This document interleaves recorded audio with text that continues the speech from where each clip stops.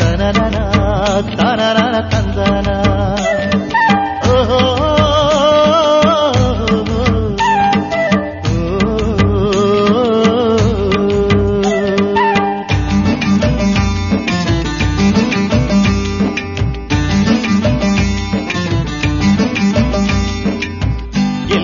ಹೋಗಲಿ ಎಲ್ಲಿ ನಾ ನೋಡಲಿ ಎಲ್ಲೆಲ್ಲಿಯೂ ನೀ ತುಂಬಿರುವೆ ಯೇಸುವೆ. ಪಾಪಿಗೆ ಆಸರೆ ನೀವೇ ಯೇಸುವೆ, ಪಾಪಿಗೆ ಆಸರೆ ನೀವೇ. ತಂದಾನ ತನನನ ತಂದಾನ, ತನನನ ತನನನ ತಂದಾನ. ಓಹೋ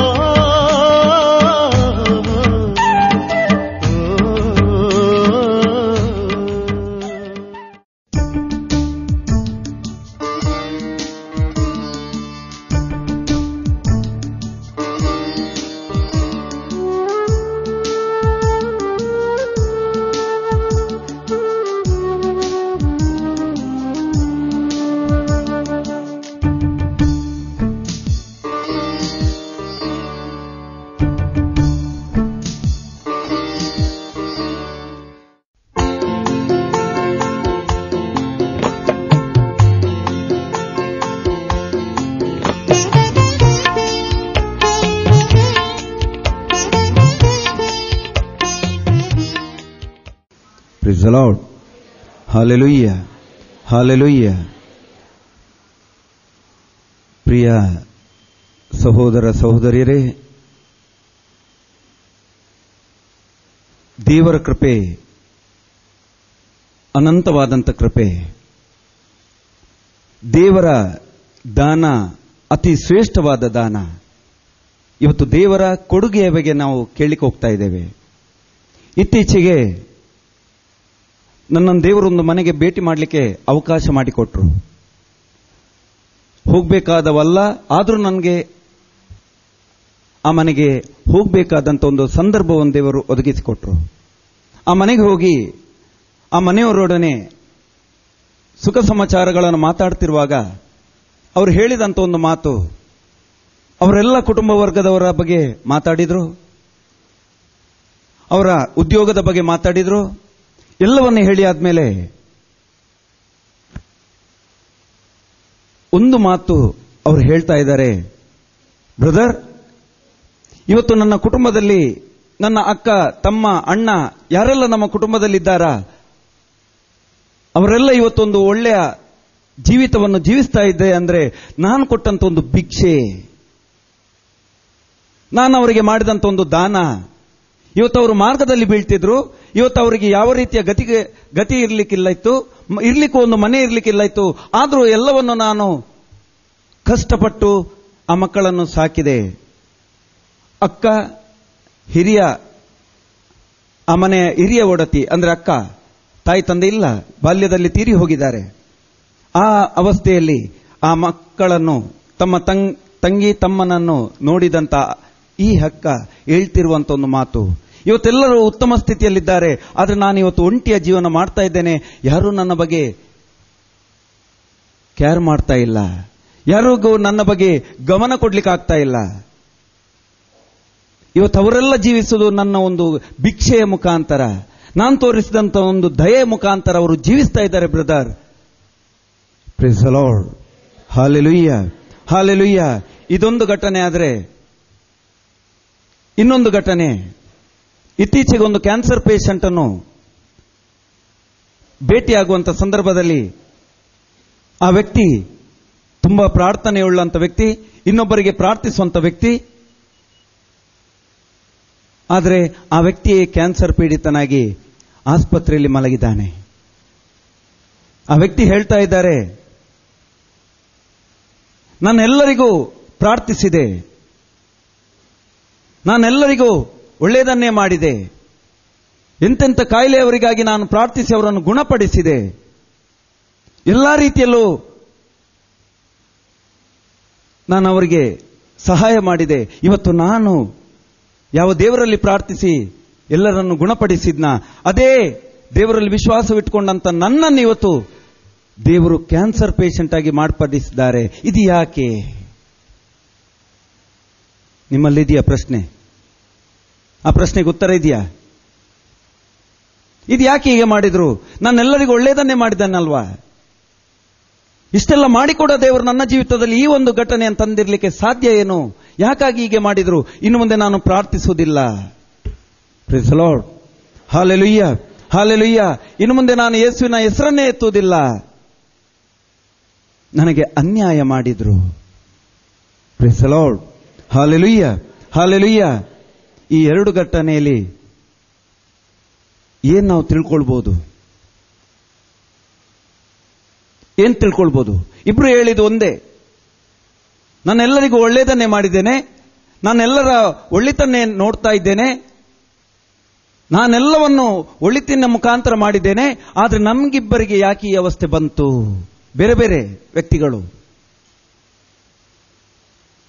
ಪ್ರಿಯ ಸಹೋದರ ಸಹೋದರಿಯರೇ, ಮೊದಲನೆಯದಾಗಿ ದೇವರಲ್ಲಿ ಪ್ರಾರ್ಥಿಸುವ ಮೊದಲು ಮನುಷ್ಯ ಅನಿಸಿಕೊಂಡವನಾದ ನಾನು ತಿಳ್ಕೊಳ್ಬೇಕಾಗಿದೆ, ನಾನೊಂದು ದೇವರ ಕೊಡುಗೆ. ಈ ಲೋಕದಲ್ಲಿ ದೇವರು ನನ್ನನ್ನೊಂದು ಕೊಡುಗೆಯಾಗಿ ಕೊಟ್ಟಿದ್ದಾರೆ ಹೊರತು ನಾನಾಗಿ ಈ ಭೂಮಿಗೆ ಬಂದಿಲ್ಲ. ಇವತ್ತೆಷ್ಟೋ ಮಂದಿ ನಾವು ಒಳ್ಳೆಯದನ್ನು ಮಾಡಿಕೊಂಡು ನಾವು ಹೇಳುವುದಿದೆ, ಅದು ನಾನು ಮಾಡಿದೆ, ಇದು ನಾನು ಮಾಡಿದೆ. ನಿಜ ಅಲ್ವಾ? ಅಲ್ವಾ? ಹೌದು, ಎಲ್ಲ ನಾನು ಮಾಡಿದೆ. ದೇವರ ವಾಕ್ಯ ಹೇಳ್ತಾ ಇದೆ, ಸಿರಾಕನ ಗ್ರಂಥ 18ನೇ ಅಧ್ಯಾಯ 8ರಿಂದ 14ರವರೆಗೆ ಇರುವ ವಾಕ್ಯ. ದೇವರ ವಾಕ್ಯ ಸ್ಪಷ್ಟವಾಗಿ ಹೇಳ್ತಾ ಇದೆ. ಸಿರಾಕನ ಗ್ರಂಥ 18ನೇ ಅಧ್ಯಾಯ 8ರಿಂದ 14ರವರೆಗೆ ಇರುವ ವಚನ ಕೇಳಿ. ಮನುಷ್ಯ ಏನಾಗಿದ್ದಾನೆ? ಈ ಲೋಕದಲ್ಲಿ ಮನುಷ್ಯ ನನ್ನದು ನನ್ನದು ನನ್ನದು ಅಂತ ಹೇಳ್ಕೊಳ್ಳುವಂತ ಮನುಷ್ಯ ಏನಾಗಿದ್ದಾನೆ? ಮನುಷ್ಯನು ಎಷ್ಟು ಮಾತ್ರದವ? ಮನುಷ್ಯನು ಎಷ್ಟು ಮಾತ್ರದವನು? ದೇವರ ವಾಕ್ಯ ಹೇಳ್ತಾ ಇದೆ, ಮನುಷ್ಯನು ಈ ಲೋಕದಲ್ಲಿ ಎಷ್ಟು ಮಾತ್ರದವನು? ಅವನಿಂದ ಏನು ಪ್ರಯೋಜನ? ಅವನಿಂದ ಈ ಲೋಕಕ್ಕೆ ಏನ್ ಪ್ರಯೋಜನ ಇದೆ? ಅವನಿಂದ ಈ ಭೂಮಿಗೆ ಏನ್ ಪ್ರಯೋಜನ ಇದೆ? ಅವನಿಗೆ ಯಾವುದು ಹಿತ? ಅವನಿಗೆ ಯಾವುದು ಹಿತ, ಯಾವುದು ಅಹಿತ? ಯಾವುದು ಹಿತ ಗೊತ್ತಿಲ್ಲ, ಗೊತ್ತಿಲ್ಲ. ಯಾವುದನ್ನು ಮಾಡಿದ್ರೆ ಒಳ್ಳೇದಾಗತ್ತೆ, ಯಾವುದನ್ನು ಮಾಡಿದ್ರೆ ಒಳ್ಳೇದಾಗಲ್ಲ ಅನ್ನೋದನ್ನು ಅವನಿಗೆ ಗೊತ್ತಿಲ್ಲ. ಬದಲಾಗಿ ಹೇಳ್ತಾ ಇದ್ದಾನೆ ಕೇಳಿ. ಸಿರಾಕ ಹೇಳ್ತಾ ಇರುವ ಒಂದೊಂದು ವಾಕ್ಯ ಕೇಳೋಣ, ಮುಂದುವರಿಸಿ. ಮನುಷ್ಯನ ಆಯುಷ್ಕಾಲ, ಮನುಷ್ಯನ ಆಯುಷ್ಯ ಕಾಲ ಹೆಚ್ಚೆಂದರೆ 100 ವರ್ಷ. ಹೆಚ್ಚಂದ್ರೆ 100 ವರ್ಷ. ಈ ಲೋಕದಲ್ಲಿ ಈ ಕಾಲದಲ್ಲಿ ಹೆಚ್ಚಂದ್ರೆ ಒಂದು 100 ವರ್ಷ ಮಾತ್ರ. ಅದನ್ನು ವೃದ್ಧಿ ಮಾಡಲಿಕ್ಕೆ ಇವತ್ತು ಏನೇನೋ ವಿಜ್ಞಾನಿಗಳು ಕಂಡಿಡಿತಾ ಇದ್ದಾರೆ, ಆದ್ರೆ ಆಗ್ತಾ ಇಲ್ಲ. ಅದಕ್ಕೆ ದೇವರು ಹೇಳ್ತಾ ಇದ್ದಾರೆ ಮುಂದುವರಿಸಿಕೊಂಡು, ಆ ವರ್ಷಗಳು ಕೆಲವೇ ನಿತ್ಯ ಕಾಲದ ಮುಂದೆ ಸಮುದ್ರದ ನೀರ ಹನಿಯಂತೆ, ಉಸುಬಿನ ಕಣದಂತೆ. ಆ ಕೊಟ್ಟಂತ ಒಂದು ಆಯುಷ್ಯ ಕಾಲ ಅದು ನೀರಿನ ಹನಿ ಇದ್ದಾಗೆ.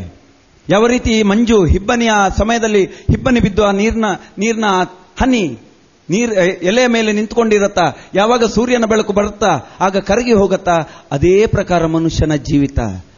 ಇಲ್ಲಿ ಕುಚ್ಕೊಳ್ಳಿಕ್ಕೆ ಏನೂ ಇಲ್ಲ. ದೇವರ ದಾನವನ್ನು ನಾವು ನೋಡಬೇಕಾಗಿದೆ. ಮನುಷ್ಯನ ದಾನವನಾಗಿದ್ದಾನೆ, ಪ್ರಾಣವಾಗಲಿಲ್ಲ. ಮುಂದುವರಿಸಿ. ಈ ಕಾರಣ ದೇವರು ದೀರ್ಘ ಶಾಂತರು. ಆದ ಕಾರಣ ಮನುಷ್ಯನು ಮಾಡುವಂತ ಈ ಲೋಕದಲ್ಲಿ ಮಾಡುವಂತ ಎಲ್ಲ ಅಕ್ಷಮ್ಯ ಅಪರಾಧಗಳಿಗೆ, ಎಲ್ಲ ರೀತಿಯ ಕುಚ್ಚ ಮಾತುಗಳಿಗೆ ದೇವರು ದೀರ್ಘ ಶಾಂತರಾಗಿದ್ದಾರೆ. ಆದ್ರೆ ಮನುಷ್ಯ ದೀರ್ಘ ಶಾಂತ ಅಲ್ಲ. ಮನುಷ್ಯನಿಗೆ ಏನೋ ಒಂದು ಉಪಕಾರ ಮಾಡಿ ಮತ್ತೆ ಪ್ರತ್ಯುಪಕಾರ ಮಾಡುವ ಬದಲು ಅಪಕಾರ ಮಾಡಿದಾಗ ಮನುಷ್ಯ ಸಿಡಿದೇಳುತ್ತಾನೆ. ಆದ ಕಾರಣ ದೇವರು ಹೇಳ್ತಾ ಇದ್ದಾರೆ, ನಾನು ಮಾಡಿದಂತ ದಾನ ಧರ್ಮದಲ್ಲಿ, ನಾನು ಮಾಡಿದಂತ ಕೊಡುಗೆಯಲ್ಲಿ, ನಾನು ಕೊಟ್ಟಂತ ದಾನದಲ್ಲಿ ನೀನು ಇಷ್ಟೊಂದು ಗುಣಗಬೇಕಾದ್ರೆ ನಾನು ಇನ್ನೆಷ್ಟು ಗುಣಗಬೇಡ. ಆದ ಕಾರಣ ದೇವರು ಹೇಳ್ತಾರೆ, ನಾನು ದೀರ್ಘ ಶಾಂತನಾಗಿದ್ದೇನೆ. ಮುಂದುವರಿಸಿ. ನರರ ಬಗ್ಗೆ ತಮ್ಮ ಕೃಪೆಯನ್ನು ಸುರಿಸಿದವರು ಅವರ ಮೇಲೆ. ನರನ ಬಗ್ಗೆ, ಮನುಷ್ಯನ ಬಗ್ಗೆ ಕೃಪೆಯನ್ನೇ ಸುರಿಸ್ತಾ ಇದ್ದಾರೆ. ಇವತ್ತು ಮನುಷ್ಯ ಒಂದು ಚಿಕ್ಕ ಉಪಕಾರ ಮಾಡ್ಲಿಕ್ಕೆ ಗೊತ್ತಿಲ್ಲ, ಆ ಉಪಕಾರದ ಡಬ್ಬಲ್ ಏನ್ ಹೇಳ್ತೀರಾ, ದ್ವಿಗುಣ ಬಯಸ್ತಾ ಇದ್ದಾನೆ. ಇವತ್ತು ನಾನು ಇಲ್ಲಿಂದ ಹೋಗ್ತಿರುವಾಗ ಒಂದು ಕಾರಲ್ಲಿ ಒಬ್ಬ ಡ್ರಾಪ್ ಕೊಟ್ಟ, 2 ಸಲ ಕೊಟ್ಟ, 3ನೇ ಸಲ ಹೇಳ್ತಾನೆ, ಬ್ರದರ್ ನಾಳೆ ನಮ್ಮನೆಗೆ ಬಂದು ಪ್ರಾರ್ಥಿಸಬೇಕು, ಅಥವಾ ಇನ್ನೇನೋ ಪ್ರಾರ್ಥಿಸುವುದು ಒಳ್ಳೇದೇ ಮನಸ್ಸು. ಆದ್ರೆ ಈ ಕಾಲದಲ್ಲಿ ಏನಾಗಿದೆ, ಮನುಷ್ಯ ಒಂದು ಹೆಲ್ಪ್ ತಗೊಂಡ್ರೆ, ಒಂದು ಸಹಾಯ ತಗೊಂಡ್ರೆ ಅದರ ದ್ವಿಗುಣ ಬಯಸ್ತಾ ಇದ್ದಾನೆ. ಅವನು ಏನಾದ್ರೂ ನಂಗೆ ಮಾಡಬೇಕು. ನಾಳೆ ಆ ಡ್ರಾಪ್ ಕೊಟ್ಟಂತ ಮನುಷ್ಯನನ್ನು ನಾನು ನೋಡಿ, ಎಲ್ಲೋ ಸಿಕ್ಕಿದ ನೋಡದಾಗೆ ಮಾಡ್ಕೊಂಡು ಹೋದೆ, ಗೊತ್ತಾಗ್ಲಿಲ್ಲ ನಂಗೆ ಅವನೇ ಅಂತೇಳಿ, ಅಥವಾ ನಾನು ಅವನ ಹತ್ರ ಮಾತಾಡಿಸಿಲ್ಲ, ಅವ ಇಲ್ಲಿ ಬಂದು ನಿಂತುಕೊಂಡಾಗ ನಾನು ಮಾತಾಡಿಸಿಲ್ಲ. ಅವ ಏನೇ ಹೇಳ್ತಾನೆ, ನಾನು ಇಷ್ಟೆಲ್ಲ ಅವನಿಗೆ ಹೋಗುವಾಗ ಡ್ರಾಪ್ ಆ ಬಸ್ಸಿಗೆ ಸುಡು ಬಿಸಿಲಲ್ಲಿ ನಿಂತಿದ್ದ ಪುಣ್ಯಾತ್ಮ, ಅವನನ್ನು ಕಾರಲ್ಲಿ ಕರ್ಕೊಂಡು ಹೋದೆ, ಅವನನ್ನು ನೋಡಿಲ್ಲ, ಒಂದು ಮಾತಾಡ್ಲಿಕ್ಕೂ ಅವನಿಂದ ಆಗ್ಲಿಲ್ಲ ಅಂತ ಹೇಳ್ತೇವ ಇಲ್ವಾ? ಹೇಳ್ತೇವೆ. ನಾವು ಯಾಕಂತ ಹೇಳಿದ್ರೆ ನಮ್ಗೆ ಒಳ್ಳೇದನ್ನೇ ಬಯಸ್ಬೇಕಂತ ನಾವು ತಿಳ್ಕೊಳ್ಳುವವರು. ದೇವರು ಅದನ್ನು ಬಯಸ್ತಾ ಇಲ್ಲ. ದೇವರಿಗೆ ಎಷ್ಟೇ ನೀವು ಕೆಟ್ಟದ್ದು ಮಾಡಿ ದೇವರು ಒಳಿತನ್ನೇ ಬಯಸುವವರಾಗಿದೆ. ಮುಂದುವರಿಸಿಕೊಂಡು, ಮನುಷ್ಯನ ಅಂತ್ಯವು ಕೆಟ್ಟದ್ದೇ ಎಂಬುದು ಮನಗಂಡರು. ಮನುಷ್ಯನ ಅಂತ್ಯವು ಕೆಟ್ಟದಂತೇಳಿ ಗೊತ್ತಿದ್ರು ಕೂಡ ಆದುದರಿಂದ ತಮ್ಮ ಕ್ಷಮಾದಾನವನ್ನು ಹೆಚ್ಚಿಸಿದರು. ಮನುಷ್ಯನ ಅಂತ್ಯ, ಮನುಷ್ಯನ ಮಾಡುವಂತ ಪ್ರತಿಯೊಂದು ಅಂತ್ಯಗಳು ಕೂಡ ಅದು ಕೆಟ್ಟದಾಗಿದ್ರು ಕೂಡ ದೀರ್ಘ ಶಾಂತಿಯನ್ನು ಮತ್ತು ವಿಸ್ತರಿಸಿದ್ರು. ಮಾತ್ರವಲ್ಲ, ಮುಂದುವರಿಸಿ, ಮನುಷ್ಯನ ದಯಾರಸ ನೆರೆಯವರಿಗೆ ಮಾತ್ರ ಅರಿಯುವುದು. ಮನುಷ್ಯನ ದಯೆ ನೆರೆಯವರಿಗೆ ಮಾತ್ರ ಗೊತ್ತಿದೆ. ಈಗ ನಮ್ಮ ಪಕ್ಕದ ಮನೆಯಲ್ಲಿರುವಂತಹ ವ್ಯಕ್ತಿ ಊರಿನವರಿಗೆ ಗೊತ್ತಿಲ್ಲ, ಆದ್ರೆ ಪಕ್ಕದ ಮನೆಯವನಿಗೆ ಗೊತ್ತಿದೆ ಅಲ್ವಾ? ಇವತ್ತು ಎಟ್ಟಿಯ ಪದಾರ್ಥ ಕೊಡ್ತಾರೆ ಪಕ್ಕದ ಮನೆಯವರು, ನಾವೇನ್ ಮಾಡ್ತೇವೆ, ನಾಳೆ ಫ್ರೈ ಏನೋ ಮಾಡಿ ಕೊಡ್ತೇವೆ. ನಮ್ಮೊಳಗೆ ಮಾತ್ರ ಗೊತ್ತಿದೆ, ಪಕ್ಕದವರಿಗೆ ಗೊತ್ತಿಲ್ಲ. ಆದ ಕಾರಣ ಮನುಷ್ಯನ ದಯೆ ಆ ನೆರೆಯವರಿಗೆ ಮಾತ್ರ ಗೊತ್ತಿದೆ. ಅವ್ರು ಮಾಡುವ ಉಪಕಾರ ಮನುಷ್ಯನಿಗೆ, ಆ ಪಕ್ಕದ ಮನೆಯಲ್ಲಿರುವಂತಹ ವ್ಯಕ್ತಿಗೆ ಮಾತ್ರ ಗೊತ್ತಿದೆ, ಆದರೆ ನೆರೆಯವರಿಗೆ ಗೊತ್ತಿಲ್ಲ. ದೇವರ ದಯೆ ಸರ್ವರಿಗೂ ತಿಳಿದಿದೆ, ಆದರೆ ತಿಳಿಯದಂತೆ ಕಣ್ಣು ಮುಚ್ಚಿ ಕೂತ್ಕೊಂಡಿದ್ದೇವೆ, ಅಷ್ಟೇ ವ್ಯತ್ಯಾಸ. ಆದ ಕಾರಣ ದೇವರ ವಾಕ್ಯ ಹೇಳ್ತದೆ, ಮನುಷ್ಯನ ದಯೆ ಪಕ್ಕದವರಿಗೆ ಮಾತ್ರ ಗೊತ್ತಿದೆ, ಆದರೆ ಮುಂದುವರಿಸಿ, ದೇವರ ದಯೆಯು ಸಕಲ ಮನುಷ್ಯರ ಮೇಲೂ ಇರುವುದು. ದೇವರ ದಯೆ ಸಕಲ ಮನುಷ್ಯ, ಒಳಿತು ಕೆಡುಕು ಅಂತೇಳಿ ಇಲ್ಲ ದೇವರಲ್ಲಿ. ದೇವರು ಯಾವತ್ತೂ ನೀನು ದುಷ್ಟ, ನೀನು ಕೆಟ್ಟವ ಅಂತೇಳಿ ಮಾಡಲಿಲ್ಲ. ಎಲ್ಲರ ಮೇಲೂ ಸೂರ್ಯನನ್ನು ಉದಯಿಸ್ತಾರೆ, ಮಳೆ ಸುರಿಸ್ತಾರೆ, ಕೊಡಬೇಕಾದದ್ದೆಲ್ಲವನ್ನು ಕೊಡ್ತಾರೆ. ಗೊತ್ತಿಲ್ಲ, ಆದರೆ ನಮ್ಮ ದಯೆ ಅಷ್ಟಕ್ಕೆಷ್ಟೇ ಇದೆ. ಮುಂದುವರಿಸಿ, ಕುರುಬನು ಕುರಿ ಹಿಂಡನ್ನು ಸಲಹುವಂತೆ ಆತ ಮಾಡುತ್ತಾನೆ. ಕುರುಬರು ಯಾವ ರೀತಿ ಒಂದು ಕುರು ಹಿಂಡನ್ನು, ಒಂದು 150, 200, 500 ಕುರಿಗಳನ್ನು ಯಾವ ಸಲಕ್ಕೊಂಡು ಹೋಗ್ತಾ ಇದ್ದಾರ, ಅದೇ ಪ್ರಕಾರ ದೇವರು ಮನುಷ್ಯನನ್ನು ದಯೆ ತೋರಿಸಿ ಬೆಳೆಸ್ತಾ ಇದ್ದಾರೆ. ಇವತ್ತು ನಾವು ಏನ್ ಮಾಡ್ತಾ ಇದ್ದೇವೆ, ಚಿಕ್ಕ ಚಿಕ್ಕ ಉಪಕಾರ ಮಾಡಿಕೊಂಡು ದೊಡ್ಡದಾಗಿ ಮಾಡೋದು. ನಾನು ಅದು ಮಾಡಿದೆ, ನಾನು ಇದು ಮಾಡಿದೆ, ಅದು ಮಾಡಿದೆ, ಹಾಗೆ ಮಾಡಿದೆ, ಅದು ಮಾಡಿದೆ, ವಿಜ್ಞಾನದಲ್ಲಿ ಏನೋ ಕಂಡು ಹಿಡಿದೆ. ದೇವರು ನೋಡಿ ನಗ್ತಾ ಇದ್ದಾರಂತೆ ಪ್ರಿಯರೇ. Praise the lord, hallelujah, hallelujah. ಸಿರಾಕನ ಗ್ರಂಥ 17ನೇ ಅಧ್ಯಾಯ 1-8 ವಚನದಲ್ಲಿ ಹೇಳ್ತಾ ಇದ್ದಾರೆ ಮನುಷ್ಯನ ಬಗ್ಗೆ ದೇವರು ಇಟ್ಟಂತ ಒಂದು ಅಭಿಪ್ರಾಯ. ಈಗ ನೋಡಿದ್ ನಾವು, ಈಗ ಮೊದಲು ಕೇಳಿದಂತ ವಿಷಯ ಮನುಷ್ಯನ ಹೀನತೆಯನ್ನು, ಮನುಷ್ಯ ಮಾಡ್ತಿರುವಂತ ಎಲ್ಲ ಆಲೋಚನೆಗಳಿಗೆ ದೇವರು ಕೊಟ್ಟಂತ ಉತ್ತರ, ನಿನ್ನಿಂದ ಏನಾಗತ್ತೆ. ಆದ್ರೆ ಮನುಷ್ಯನನ್ನು ಯಾವ ರೀತಿ ಮಾಡಿದ್ರು ಅಂತೇಳಿ ದೇವರು ಸಿರಾಕನ ಗ್ರಂಥ 17ನೇ ಅಧ್ಯಾಯ 1-8 ವಚನದಲ್ಲಿ ಹೇಳ್ತಾ ಇದ್ದಾರೆ. ಮನುಷ್ಯನನ್ನು ದೇವರು ಎಷ್ಟು ಪ್ರೀತಿಸಿದ್ರು, ಯಾವ ರೀತಿ ಅವರನ್ನು ತನ್ನ ಜೀವಿತಾವಧಿಯಲ್ಲಿ ಪಾಲುಗಾರನಾಗಿ ಮಾಡಿದ್ರು ಅಂತೇಳಿ ಕೇಳಿ. 1-8. ಸರ್ವೇಶ್ವರ ಮನುಷ್ಯನನ್ನು ಮಣ್ಣಿನಿಂದ ಸೃಷ್ಟಿಸಿದರು, ಪುನಃ ಮಣ್ಣಿಗೆ ಅವನು ಸೇರುವಂತೆ ಮಾಡಿದರು. ಮಾನವನಿಗೆ ನಿಯಮಿತ ಕಾಲಗಳನ್ನು, ದಿನಗಳನ್ನು ನೇಮಿಸಿದರು. ಎಲ್ಲ ದಿನಗಳು, ನಿಯಮಿತ ಕಾಲಗಳೆಲ್ಲವೂ ದೇವರು ಮಾಡಿದ್ದು ಪ್ರಿಯರೇ, ಮನುಷ್ಯ ಮಾಡಿಲ್ಲ. ಇವತ್ತು ಏನು ಹೇಳ್ತಾ ಇದ್ದೇವಾ, ಆ ದಿನ ಒಳ್ಳೆ ಇಲ್ಲ, ಈ ದಿನ ಒಳ್ಳೇದು, ಈ ದಿನ ಒಳ್ಳೇದಲ್ಲ, ಆ ದಿನ ಒಳ್ಳೇದು, ಎಲ್ಲ ಸುಳ್ಳು. ಎಲ್ಲ ದಿನವನ್ನು ದೇವರು ಮನುಷ್ಯನಿಗೆ ಅಂತೇಳಿ ಮಾಡಿದ್ದು. ಮುಂದುವರಿಸಿ, ಭೂಮಿಯ ಮೇಲಿರುವ ಸಕಲದರ ಮೇಲೆ, ಭೂಮಿಯ ಮೇಲಿರುವ ಸಕಲದರ ಮೇಲೆ ಅವನಿಗೆ ಅಧಿಕಾರ ವಹಿಸಿದರು. ನೋಡಿ, ದೇವರು ಎಷ್ಟೊಂದು ಪ್ರೀತಿಪೂರ್ವಕವಾಗಿ ಮನುಷ್ಯನನ್ನು ಬೆಳೆಸ್ತಾ ಇದ್ದಾರೆ, ತನ್ನ ಅಧಿಕಾರವನ್ನು ಬಿಟ್ಟುಕೊಡ್ತಾ ಇದ್ದಾರೆ. ಇವತ್ತು ನಮ್ಮ ಸ್ವಂತ ಮಕ್ಕಳಿಗೆ ನಾವು ನಮ್ಮ ಅಧಿಕಾರ ಬಿಟ್ಟುಕೊಡ್ಲಿಕ್ಕೆ ಹೋಗ್ತಾ ಇಲ್ಲ. ಇವತ್ತು ಒಂದೇ ಮನೆಯಲ್ಲಿ ಒಂದು ಗಂಡು ಒಂದು ಹೆಣ್ಣೆ ಇದ್ರೆ ನಾವೇನ್ ಮಾಡ್ತೇವೆ, ಗಂಡಿಗೆ ಸ್ವಲ್ಪ ಜಾಸ್ತಿಯೇ ಅಲ್ವಾ, ತಾಯಿ ಅಥವಾ ತಂದೆ ಯಾರೂ ಆಗ್ಲಿ ಗಂಡಿಗೆ ಜಾಸ್ತಿಯೇ ಪ್ರೋತ್ಸಾಹ ಕೊಡೋದು, ಹೆಣ್ಣಿಗೆ ಕೊಡಲ್ಲ. ಭೇದ ಭಾವ ಮಾಡ್ತಾ ಇದ್ದೇವೆ. ಒಂದೇ ಮನೆಯಲ್ಲಿ ಅಣ್ಣ ತಂಗಿ, ಅಣ್ಣ ಅಕ್ಕ ತಮ್ಮ, ತಾಯಿ ತಂದೆ, ಗಂಡ ಹೆಂಡತಿ, ಇವೆಲ್ಲ ವಿಷಯಗಳಲ್ಲಿ ಭೇದ ಭಾವ ಇದೆ. ಆದರೆ ದೇವರ ವಿಷಯದಲ್ಲಿ ಭೇದ ಭಾವ ಇಲ್ಲ. ದೇವರು ಎಲ್ಲವನ್ನು ಕೊಟ್ಟು ಬಿಟ್ರು. ನನ್ನಲ್ಲಿ ಹೇಗೆ ಅಧಿಕಾರ ಇಟ್ಕೊಂಡಿದ್ದೇನಾ, ನೀವು ಕೂಡ ಅಧಿಕಾರವನ್ನು ಹಂಚಿಕೊಳ್ಳಿ ಅಂತೇಳಿ ಇವತ್ತು ಭೂಮಿಯ ಮೇಲಿರುವ ಎಲ್ಲದರ ಮೇಲೆ ಅಧಿಕಾರ ಕೊಟ್ಟು ಬಿಟ್ರು. ಮುಂದುವರಿಸಿ, ತಮ್ಮ ಪ್ರತಿರೂಪದಲ್ಲಿಯೇ ಮಾನವನನ್ನು ಸೃಷ್ಟಿಸಿದರು. ಮನುಷ್ಯ ಇವತ್ತು ಯಾರ ಪ್ರತಿರೂಪ? ಯಾರ್ದು? ಮತ್ತೆ ನಿಮ್ಮ ಮಕ್ಕಳನ್ನು ಕತ್ತೆನ ಜನ್ಮದವನೇ ಅಂತ ಹೇಳೋದು ಯಾಕೆ? ಮಂಗ ಜಾತಿಯವನೇ ಅಂತ ಹೇಳೋದು ಯಾಕೆ? ಗಂಡನಿಗೆ ಹೆಂಡತಿ ಏನ್ ಬೈತಾಳೆ ಅಂತ ಗೊತ್ತಿದೆ, ಹೇಳಲಿಕ್ಕೆ ಹೋಗಲ್ಲ. ಗಂಡ ಹೆಂಡತಿಗೆ ಏನ್ ಬೈತಾಳೆ ಅಂತೇಳಿ ಗೊತ್ತಿದೆ, ಎಲ್ಲ ಬೈಗಳು ಬರುವಾಗ ಯಾವಾಗ ಮನುಷ್ಯನನ್ನು ಪ್ರಾಣಿಗೆ ಹೋಲಿಸ್ತಾ ಇದ್ದೇವೆ ನಾವು. ನಿಜ ಅಲ್ವಾ? ನಿಜ ಅಲ್ವಾ? ಪ್ರಾಣಿಗೆ ಬೈಯುವಾಗ, ಕೋಪ ಮನುಷ್ಯನಿಗೆ ನೆತ್ತಿ ಏರಿದಾಗ ಮೊತ್ತ ಮೊದಲು ಕಾಣುವುದೇ ಪ್ರಾಣಿ. ಯಾಕಂತೇಳಿದ್ರೆ ಮನುಷ್ಯ ಇನ್ನೂ ನಾನು ದೇವರ ಪ್ರತಿರೂಪ ಅಂತೇಳಿ ತಿಳ್ಕೊಳ್ಳೋಷ್ಟು ಮಟ್ಟಿಗೆ ಬರಲಿಲ್ಲ. ಆದ ಕಾರಣ ನಾನು ಇನ್ನೂ ಪ್ರಾಣಿಯಾಗಿ ಇದ್ದೇನೆ ಅಂತೇಳಿ ಎಲ್ಲ ವಿಜ್ಞಾನಗಳು ಹೇಳ್ತಾ ಇದೆ ಮನುಷ್ಯ 2 ಕಾಲಿನ ಪ್ರಾಣಿ ಅಂತೇಳಿ. ಹೌದಾ ಅಲ್ವಾ? ಆದ ಕಾರಣ ಇವತ್ತು ನಾವು ಬೈಯುವಾಗ ಕೂಡ ನಾವು ಪ್ರಾಣಿಗಳ ಹೆಸರನ್ನೇ ಕರೆಯುವುದು. ಆದರೆ ದೇವರು ಸರಿಯಾಗಿ ತಿಳ್ಕೊಳ್ಳಿ, ಇನ್ನು ಮುಂದೆ ಬೈಯುವಾಗ ಜಾಗೃತೆ ಆಗಿರಿ. ಯಾರಿಗಾದ್ರೂ ಸರಿ ಆ ಮಗನೇ ಈ ಮಗನೇ ಅಂತ ಬೈಯುವುದು ಬಿಟ್ಟು ಬಿಟ್ಟು ದೇವರ ಪ್ರತಿರೂಪದಲ್ಲಿರುವಂತ ನಿನ್ನ ಮುಂದಿರುವಂತ ವ್ಯಕ್ತಿ ಅಂತ ನೀನು ತಿಳ್ಕೊಂಡು ಅವನನ್ನು ಗೌರವಿಸು. ದೇವರು ತನ್ನ ಪ್ರತಿರೂಪದಲ್ಲಿ ಮನುಷ್ಯನನ್ನು ಸೃಷ್ಟಿ ಮಾಡಿದ್ರು. ಮುಂದುವರಿಸಿ. ಅವನಿಗೆ ಬೇಕಾದ ಶಕ್ತಿಯನ್ನು ಅನುಗ್ರಹಿಸಿದರು. ಅವನಿಗೆ ಬೇಕಾದಂತ ಶಕ್ತಿಯನ್ನು ದೇವರು ಕೊಡ್ತಾ ಇದ್ದಾರೆ. ಮುಂದುವರಿಸಿ. ಮಾಡಿದರು ಎಲ್ಲಾ ಜೀವಿಗಳು ಮನುಷ್ಯನಿಗೆ ಭಯಪಡುವಂತೆ. ಎಲ್ಲ ಜೀವಿಗಳು ಈ ಲೋಕದಲ್ಲಿ ಜೀವಿಸುವಂತ ಡೈನೋಸಾರ್ ಇಂದ ಹಿಡಿದು ಎಲ್ಲ ಜೀವಿಗಳು ಮನುಷ್ಯನಿಗೆ ಭಯಪಡುವ ಹಾಗೆ ದೇವರು ಮನುಷ್ಯನನ್ನು ಸೃಷ್ಟಿ ಮಾಡಿದ್ರು. ಇವತ್ತು ಮನುಷ್ಯ ಇಲಿ, ಜಿರಳೆ, ಹಲ್ಲಿ ಇದು ನೋಡಿದಾಗ ಓಡಿ ಹೋಗ್ತಾ ಇದ್ದಾನೆ. ನಿಜ ಅಲ್ವಾ? ನಿಜ ಅಲ್ವಾ? ಒಂದು ಇಲಿ ಬರ್ಲಿಕ್ಕೆ ಗೊತ್ತಿಲ್ಲ, ಓಡಿ ಹೋಗೋದ್ರಲ್ಲಿ ಉಂದಿರು ಉಂದಿರು ಉಂದಿರು ಅಂತೇಳಿ ಉಂದಿರು ಉಂದಿರು ಹೇಳಿ ಮಂದಿರೊಳಗೆ ಹೋಗಿ ಕೂತ್ಕೊಳ್ಳುವವರು. Praise the lord. Hallelujah, hallelujah. ಇವತ್ತು ಮನುಷ್ಯ ಹೆದರ್ತಾ ಇದ್ದಾನೆ. ಯಾಕಾಗಿ? ದೇವರು ಅಧಿಕಾರ ಕೊಟ್ಟರು, ಎಲ್ಲದರ ಬಗ್ಗೆ ನೀವು ಧೈರ್ಯವಾಗಿರಿ, ಎಲ್ಲವೂ ನಿಮಗೆ ಅಡ್ಡ ಬೀಳ್ತದೆ ಅಂತೇಳಿ ಅದನ್ನು ಉಳಿಸಿಕೊಳ್ಳುವಂತ ಕೃಪೆ ನಮ್ಮಲ್ಲಿರಲಿಲ್ಲ. ಆದ ಕಾರಣ ಇವತ್ತು ನಾವು ಹೆದರ್ತಾ ಇದ್ದೇವೆ. ಕಾರಣ ದೇವರ ವಾಕ್ಯ ಮುಂದುವರಿಸಿ ಹೇಳ್ತಾ ಇದೆ, ಕೇಳಿ ಮುಂದುವರಿಸಿ. ಅಂತೆಯೇ ಮನುಷ್ಯನು ಪಶು ಪಕ್ಷಿಗಳ ಮೇಲೆ ಒಡೆತನ ಮಾಡುವಂತೆ ಪಂಚೇಂದ್ರಿಯಗಳನ್ನು ಸರ್ವೇಶ್ವರ ಮನುಷ್ಯನಿಗೆ ದಯಪಾಲಿಸಿದನು. 6ನೇದಾಗಿ ತನ್ನ ಬುದ್ಧಿಶಕ್ತಿಯಲ್ಲಿ ಅವನು ಪಾಲುಗಾರನನ್ನಾಗಿ ಮಾಡಿದರು. Praise the lord. Hallelujah, hallelujah. ಮನುಷ್ಯನನ್ನು ಎಲ್ಲಿಯವರೆಗೆ ಯಾಕೆ ಮನುಷ್ಯ ದೇವರ ಸೃಷ್ಟಿ ಅಂತೇಳಿ ತಿಳ್ಕೊಳ್ಳುವುದಾದ್ರೆ ಯಾರಾದ್ರೂ ನಮ್ಮಲ್ಲಿ ಕೇಳ್ಬೋದು, ದೇವರ ಸೃಷ್ಟಿ ಮನುಷ್ಯನ, ದೇವರು ಯಾಕೆ ತನ್ನ ಆತ್ಮವನ್ನು ಮನುಷ್ಯನಲ್ಲಿಟ್ರು ಅಂತ ಹೇಳಿದ್ರೆ ದೇವರಿಗೆ ಒಬ್ಬ ಪಾಲುಗಾರ ಬೇಕಿತ್ತು. ಪ್ರಿಯರೇ, ಇವತ್ತು ನಾವು ಮಾಡುವಂತ ಬಿಸ್ನೆಸ್ ಅಲ್ಲಿ ನಮಗೆ ಲಾಸ್ ಆಗುವ ಚಾನ್ಸ್ ಇರ್ಬೋದು, ಅಥವಾ ಏನೋ ನಮಗೆ ಒಬ್ಬನಿಗೆ ಮಾಡ್ಲಿಕ್ಕೆ ಆಗ್ತಿರ್ಲಿಲ್ಲ, ಬಲ ಸಾಕಾಗುವುದಿಲ್ಲ ಅಂತ ಹೇಳಿಕೊಂಡು ನಾವು ಹುಡುಕ್ತೇವೆ ಪಾರ್ಟ್ನರ್ ಅನ್ನು. ನಿಜ ಅಲ್ವಾ? ದೇವರು ಆ ಮನೋಭಾವನೆಗೆ ಬಂದು ಬಿಟ್ರು, ನನ್ನ ಮಕ್ಕಳ ಮುಖಾಂತರ ನಾನು ಪಾಲುಗಾರನಾಗ್ತೇನೆ. ದೇವರಿಗೆ ಗೊತ್ತಿದೆ ಮನುಷ್ಯ ತಪ್ಪು ಮಾಡ್ತಾನೆ ಅಂತೇಳಿ, ಆದ್ರೂ ಅವನನ್ನು ತನ್ನ ಬುದ್ಧಿಶಕ್ತಿಯಲ್ಲಿ ಪಾಲುಗಾರ ಮಾಡ್ತಾ ಇದ್ದಾರೆ. ಬಿಸ್ನೆಸ್ ಮಾಡುವಾಗ ನಾವು ನಮ್ಮ ಮಕ್ಕಳಿಗೂ ನಮ್ಮ ಟ್ರಿಕ್ಸ್ ಹೇಳಿಕೊಡುವುದಿಲ್ಲ, ಹೇಳಿಕೊಡ್ತೇವಾ? ಸಂಸಾರ ನಡೆಸುವಾಗ ನಮ್ಮ ಹೆಂಡತಿಗೂ ನಾವು ನಮ್ಮ ಟ್ರಿಕ್ಸ್ ಹೇಳಿಕೊಡುವುದಿಲ್ಲ, ಹೇಳಿಕೊಡ್ತೇವಾ? ಗಂಡಸರು ಹೇಳಿಕೊಡುವುದಿಲ್ಲ. ಹೆಂಡತಿಯರು ಮನೆ ಸಂಭಾಳಿಸುವಾಗ ಗಂಡನಿಗೂ ಹೇಳಿಕೊಡುವುದಿಲ್ಲ, ತನ್ನ ಟ್ರಿಕ್ಸ್ ಅನ್ನು ಹೇಳಿಕೊಡ್ತಾರ? ಇಲ್ಲ. ಯಾವುದ್ರಲ್ಲೂ ತನ್ನ ಒಳಗುಟ್ಟನ್ನು ಇಟ್ಕೊಂಡಿರ್ತಾರೆ. ಆದರೆ ದೇವರು ತನ್ನ ಒಳಗುಟ್ಟನ್ನು, ತನ್ನ ಜ್ಞಾನವನ್ನೇ ಅವರು ಮಕ್ಕಳಿಗೆ ದಾರಿ ಹಿಡಿದುಕೊಟ್ರು.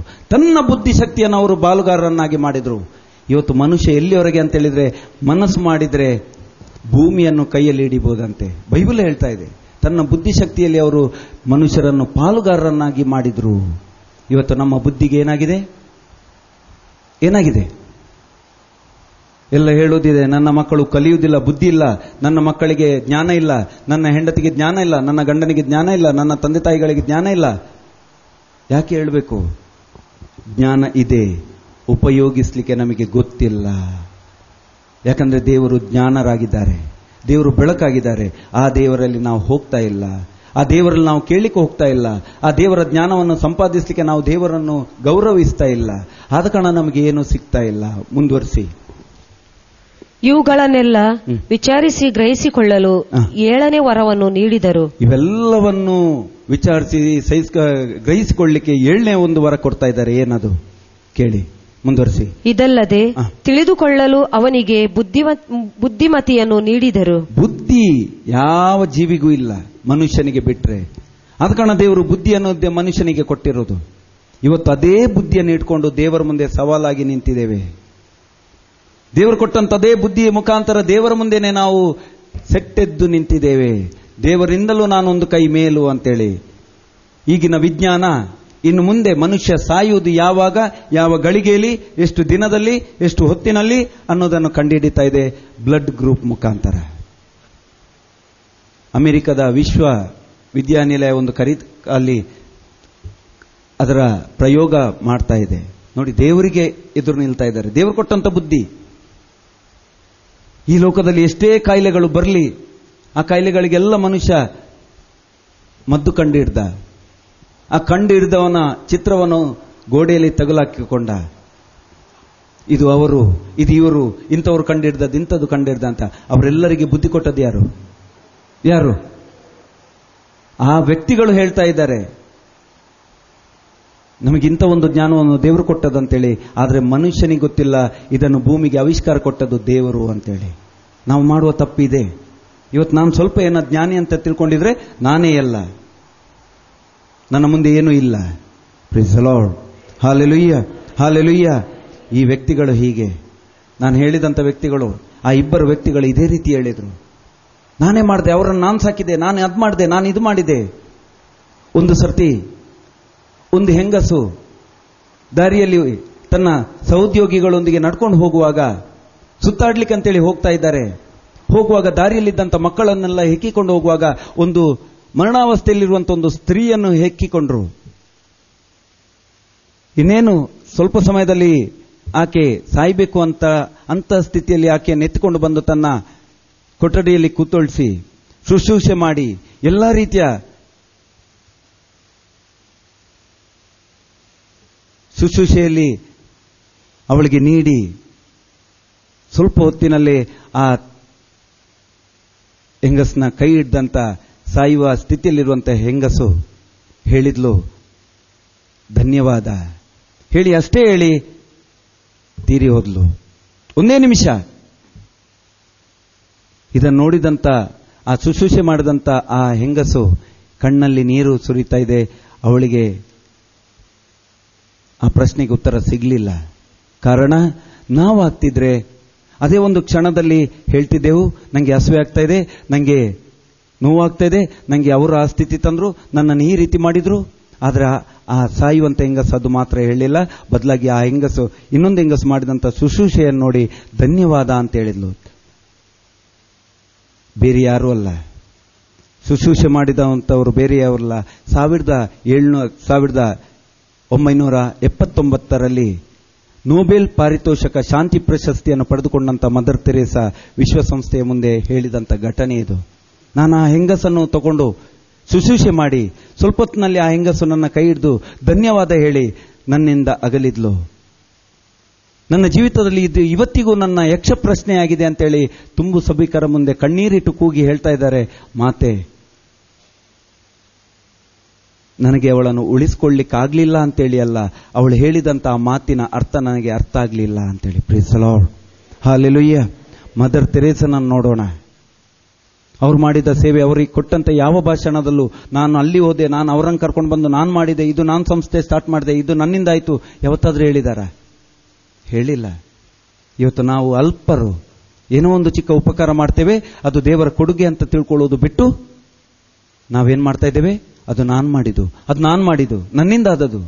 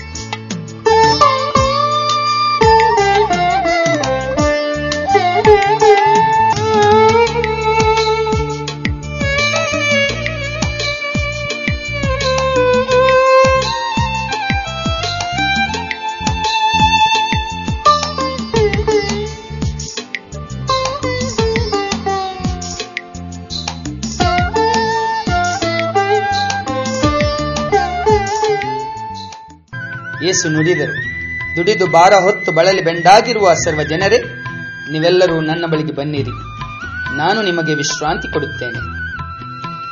ಹೌದು ಪ್ರಿಯ ಜನರೇ, ಯೇಸು ಬಳಿಗೆ ಬನ್ನಿ, ಕೂಡಿ ಪ್ರಾರ್ಥಿಸೋಣ. ಪ್ರತಿ ಶುಕ್ರವಾರ ಬೆಳಿಗ್ಗೆ 10ರಿಂದ ಮಧ್ಯಾಹ್ನ 1 ಗಂಟೆಯವರೆಗೆ ಕಾರ್ನಾಡ್ ಬಳಿ ಇರುವ ನಮ್ಮ ಟ್ರಿನಿಟಿ ಮನೆಯಲ್ಲಿ ಮಧ್ಯಸ್ಥಿಕೆ ಪ್ರಾರ್ಥನೆ ನಡೆಯುತ್ತದೆ. ನೀವು ಕೂಡ ನಮ್ಮೊಡನೆ ಸೇರಿ ಪ್ರಾರ್ಥಿಸಲು ಬನ್ನಿರಿ. ನಿಮ್ಮ ಎಲ್ಲ ಕೋರಿಕೆಗಳನ್ನು ಯೇಸುವಿನ ಸಾನ್ನಿಧ್ಯದಲ್ಲಿ ಸಮರ್ಪಿಸುತ್ತಾ ನಾವು ವಿಶ್ವಾಸದಿಂದ ಪ್ರಾರ್ಥಿಸುತ್ತೇವೆ. ಮರೆಯಬೇಡಿ, ಪ್ರತಿ ಶುಕ್ರವಾರ ಬೆಳಿಗ್ಗೆ 10ರಿಂದ ಮಧ್ಯಾಹ್ನ 1 ಗಂಟೆಯವರೆಗೆ. ಸ್ಥಳ ಟ್ರಿನಿಟಿ ಮನೆ, ಕಾರ್ನಾಡ್, ಮುಲ್ಕಿ.